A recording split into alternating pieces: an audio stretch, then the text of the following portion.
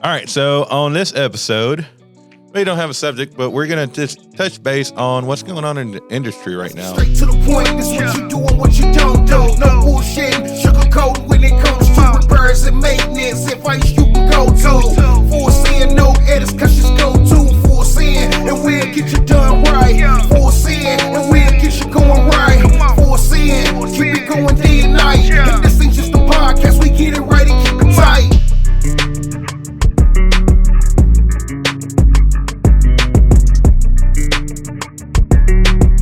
So, when was it? About a couple weeks ago, 2 weeks ago, I went with Tyler and Caitlin. We went down to Mount Pleasant to just visit some of our customers and visit some of our vendors. Got to take a tour of McKelvey. Their place is enormous. Didn't really think they had that much inventory, but man, they're packed. They got a lot of stuff going on, which is great. Great for me, great for a lot of people. Especially with the buyout that just happened with Textrio getting bought out by Dexter. I think it officially signed last week or the week before. So that's big news, especially in the tire and wheel assemblies, because if I'm correct, they're going to be dominating pretty much the tire and wheel assembly. So pricing for tires and wheels is going to get pretty dirty, if I can only imagine. But no, it was a great visit. We visited with Cab Manufacturing. We visited with Lone Star. We had lunch with Jacob at Diamond C. Thank you, Jacob, for the awesome lunch. That was a pretty cool spot right there in downtown in Mount Pleasant for a pretty good sandwich.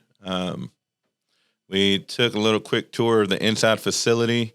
Dude, they have a gym, like a full-blown gym, which is pretty awesome. Tyler, if you're watching, yeah, we can make a gym up here.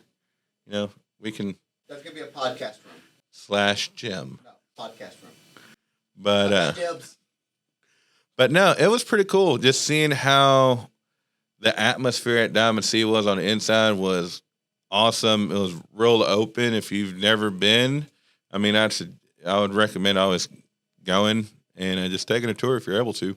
But no, the one interesting thing that I did notice that usually when you go to Mount Pleasant's trailer city, anywhere you go, you're going to see trailers, trailer manufacturers, trailer dealers. But what caught my eye was that big techs, usually they have anywhere from 1,000 to 2,000 trailers, ranging from dump trailers, goosenecks, flatbeds, equipment haulers, car haulers, you name it, any kind of trailer they build, as far as the eye could see, or however that says. But, they had trailers going on for miles, and it was vacant. Then talking to some of the manufacturers there, apparently they've been closed for a couple weeks. So that's very interesting. We drove by a couple of other places. Some of the manufacturers are expanding while some are cutting back on production. I think from talking to a couple of different people in the industry, just from this year, the trailer industry has been down about 25%, if not more. I know that was in first quarter, and second quarter was around 25% that we've dropped. But it's interesting because you got a lot of newcomers that are building new trailers or coming up trying to get a name for themselves in the trailer manufacturing world.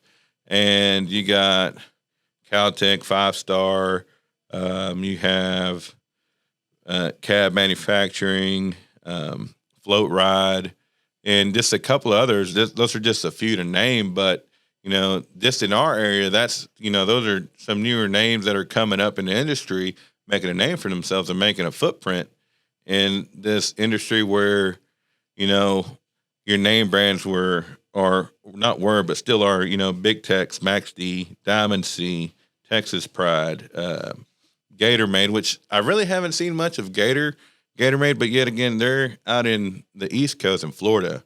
But I know in the RV manufacturing, they've decreased a lot up north.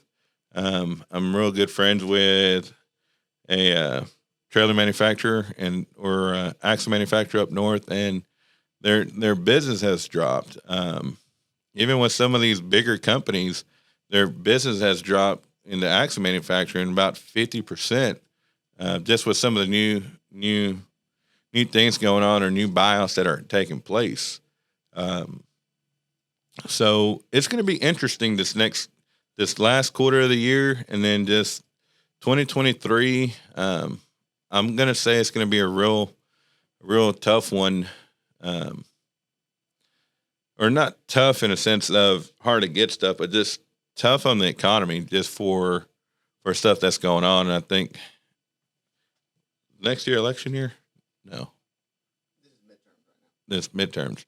But it's going to get interesting. Some of it referred to it to, I think it was 2003, 2004, if I remember correctly, that Matt was talking to me about, was that he's noticed something like this happen, and it lasted about a year and a half. Hopefully, I would consider 2022 being the year, and then hopefully in the second quarter next year we get out of this slump that we're in, and everything just kind of normalizes. The problem with a lot of the manufacturers or a lot of the vendors that they're having is the overflow of supplies from 2021, that everything's finally coming into their doors. So they're getting flooded with overstock of inventory, which is just causing a lot of overhead. We experienced that ourselves with the wheel ends. We had maybe 4 containers, if I'm correct, that just all arrived at one time, which by the books, they were still on the water. And then all of a sudden, hey, you got 4 containers. But it's going to be an interesting year, or interesting last quarter, to say the least. I think it's going to be a great opportunity for those small manufacturers who are trying to make a name for themselves to get a good foothold or stronghold in the business right now in Q4, especially with big techs. They've been closed from what they told me 3 weeks now, 4 weeks, and they're going to stay closed for another 2 weeks. So I know that's going to be very interesting.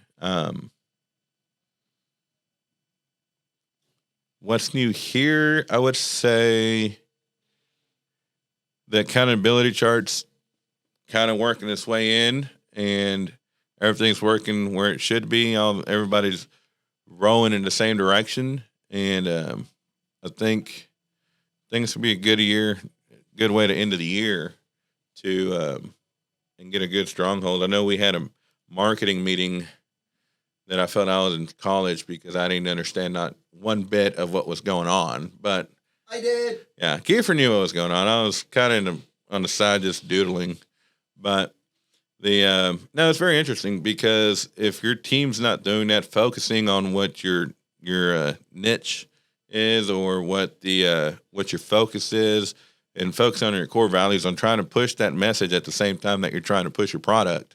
It's and not only that, but seeing what products your team wants is easy for your team to push out, and those that are very difficult. So, we pulled in all the teams and kind of got that information from everybody, from axle manufacturing to fulfillment to sales to even the shipping coordinator with Sam.